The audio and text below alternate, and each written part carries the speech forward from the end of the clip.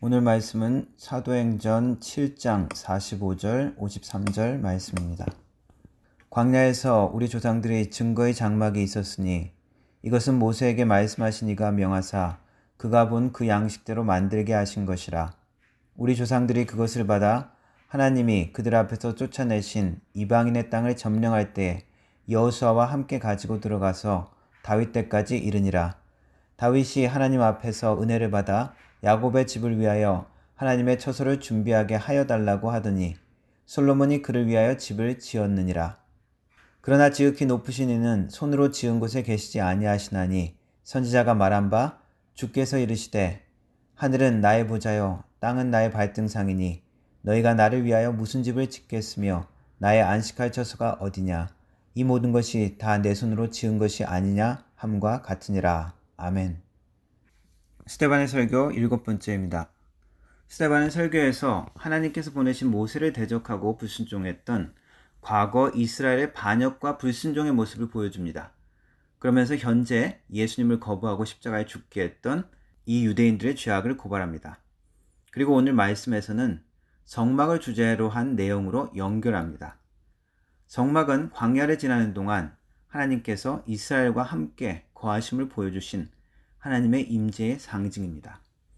광야 시대는 성막이었고 정착 시대의 성소를 거치고 다윗과 솔로몬 왕의 시대를 거치면서 예루살렘 성전이 되었습니다. 이 성막과 성전은 하나님의 임재를 상징하고 하나님께 제사를 지내는 곳입니다. 하나님께서 이스라엘 백성을 만나주시는 장소라고 할 수 있습니다. 그러나 이 성막과 성전이 이방신의 신전과는 다르다는 것을 강조하고 있습니다. 이스라엘의 하나님 여호와는 어떠한 한 지역에 제한되어 있는 분이 아니라는 것을 말씀합니다. 하나님은 물리적인 신전이 있어야 섬김을 받고 그 신전을 멋있게 지어줬다고 기분 좋아하고 신전이 없다고 화를 내는 그러한 세상의 신과는 다르다는 것입니다. 인간이 만든 공간, 특정한 장소로 제한할 수 없는 분이 하나님이십니다.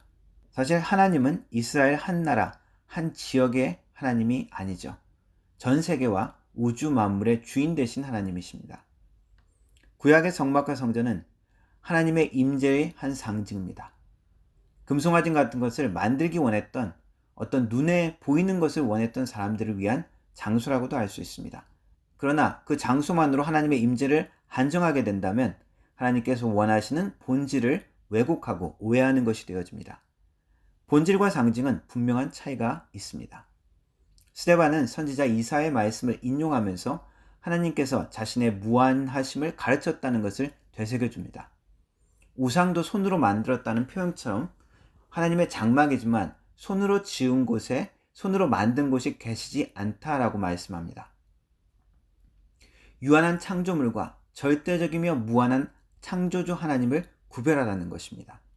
스데반이 왜 특별히 성막과 성전 이야기로 연결하고 있을까요? 유대인들은 성전 건물과 성전의 의식에 아주 열심이었습니다. 예루살렘 성전과 그 성전에서 드리는 종교 의식을 특권이요 자랑스럽게 생각하는 사람들입니다.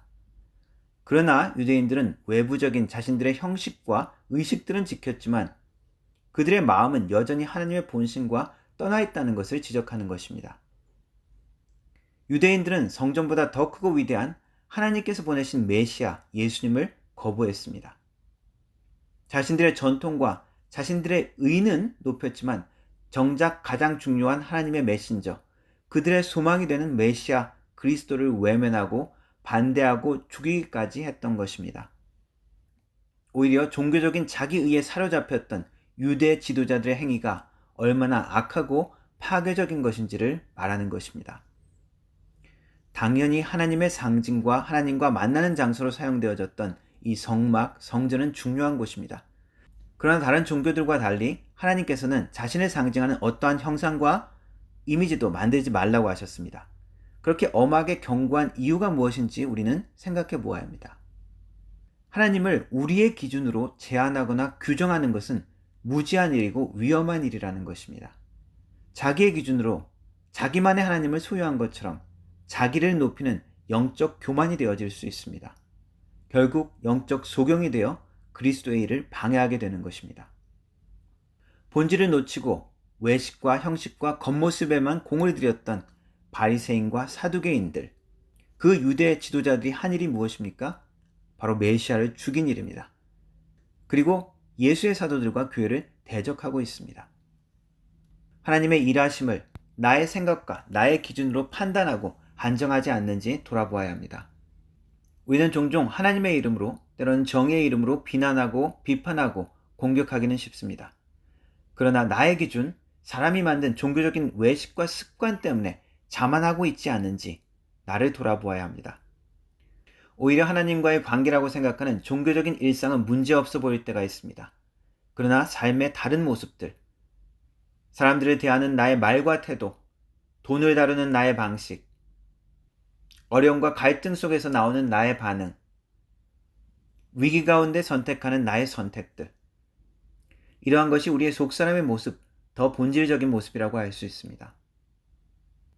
그러한 우리의 속사람이 예수와 상관없는 복음의 방해자의 모습이 있는지 돌아보아야 한다는 것입니다. 겉모양과 종교적인 행위로 높아진 우리의 영적 교만이 우리의 영적 눈을 가리고 있는지 다시 한번 분별해야 합니다.